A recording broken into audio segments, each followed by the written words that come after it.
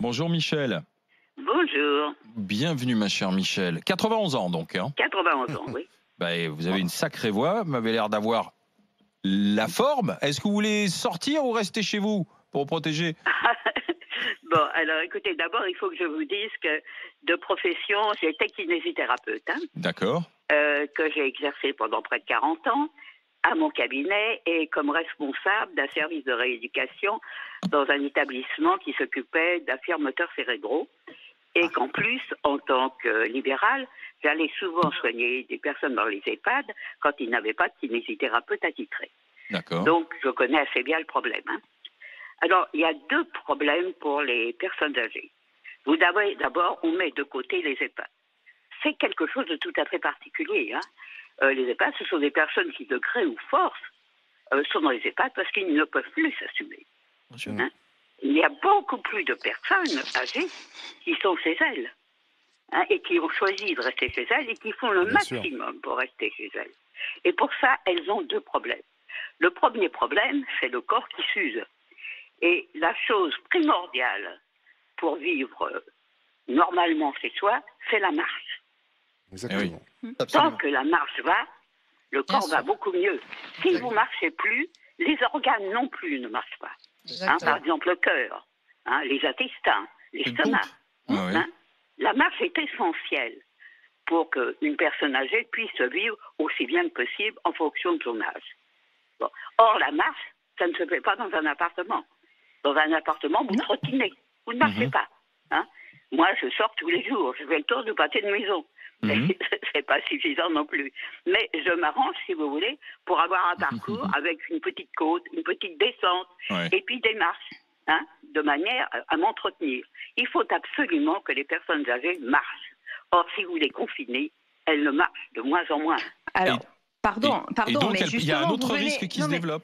Mais non, mais vous venez vous-même de démontrer que vous sortez, c'est ce que fait d'ailleurs mon père, parce qu'ils ont le droit, comme tout le monde, à sortir 1 heure par jour. Et en 1 heure, vous pouvez marcher, suivant votre rythme de marche, entre 2, 3, 4 kilomètres. Donc en réalité, même si vous restez dans un périmètre d'1 kilomètre, vous pouvez faire plusieurs fois le tour. Donc en réalité, aujourd'hui, ce confinement vous permet quand même de sortir. Non, alors, je ne dis pas que c'est formidable. Excusez-moi, c'est moi qui ai la parole pour le moment, c'est pas vous, chère avocate. Allez-y, Michel. Bon, j'ai entendu que vous vouliez absolument que vos parents restent parce que vous voulez les garder en vie. Eux aussi, ils veulent rester en vie, rassurez-vous. Enfin, ils savent qu'ils en ont plus, ils en ont pour moins longtemps que vous. Hein, mais ils veulent rester en vie, mais pas à n'importe quel prix. Hein, pas à n'importe quel prix. Hein? Bon, alors, c'est encore à moi. Bon, donc, il faut que les gens marchent. Hein? Il faut qu'ils aient envie de marcher.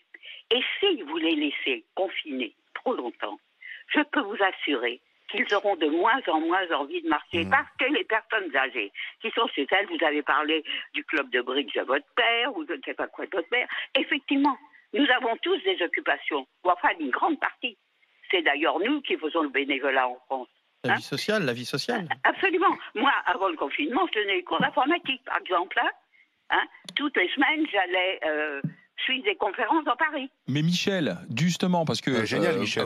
Vous avez la pêche à 91 ans. Chapeau, félicitations. Vous êtes une leçon. Mais après, c'est votre avis, votre opinion. C'est votre manière de faire, votre manière de vivre. Moi, je veux savoir, justement, comment vous faites ceci. Je sors tous les jours. Mais comment vous sortez? Avec un masque, protégé? Comment vous faites alors? Alors, vous voulez que je vous parle des masques? Je vais vous parler des masques.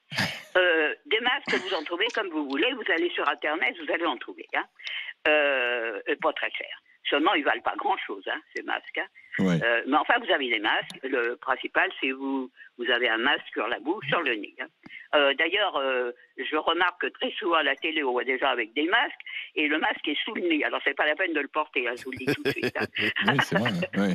Bon, mais les masques, moi, je suis tout à fait d'accord pour porter un masque qui protège la personne qui est en face de moi, mais qui ne protège pas trop, hein, à condition que la personne qui est en face de moi ait un masque également. Ben oui. Parce que sinon, pourquoi voulez-vous que je porte un masque? Ben oui. Hein? Mais Michel... Par grandeur d'âme. Vous savez, porter un masque, c'est pas très drôle. Hein. Au bout d'un certain temps, il est un peu humide, votre masque. Hein. Alors, je veux bien avoir cet inconvénient, mais à condition que la personne qui est en face de moi l'ait également. Et je pense vraiment que les masques sont obligatoires. Alors, dans les transports, ça a l'air d'être à peu près fait, mais je voudrais bien que ça soit obligatoire aussi dans tous les magasins, par exemple, hein, ou par exemple à la poste, dans tous les endroits où il y a du public. Donc, dans la rue, c'est pas très utile, vous savez. Hein, Michel, je voulais vous poser quand même aussi une question. Est-ce que vous ne pensez pas que, par exemple, pour les personnes âgées qui sont encore à domicile mais qui ont des troubles cognitifs, ce confinement, il perdure, il va aggraver aussi les troubles cognitifs d'un certain nombre de nos anciens et que là aussi, souvent aussi, les aides à domicile, elles sont moins fréquentes, elles sont moins nombreuses. Et donc, cet allongement du confinement, il va avoir des conséquences dramatiques à très moyen terme sur nos personnes âgées qui sont à domicile et parce que le maintien à domicile, pour moi, il n'y a que ça de vrai. Rapidement, Michel. Écoutez, je ne suis pas très souvent d'accord avec vous, mais pour une fois, je suis d'accord. Très bien. C'est-à-dire, je suis persuadée, si vous voulez, moi, je l'ai ressenti pour moi-même. Hein. Vous voyez, je suis plutôt battante. Hein.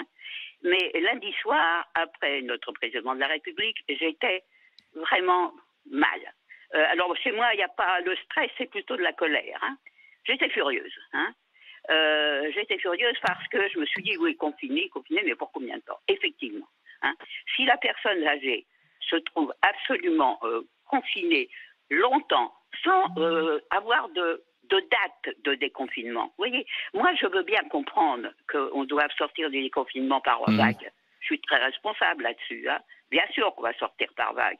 Et que, bien sûr, c'est normal que les personnes âgées sortent une des dernières par vague.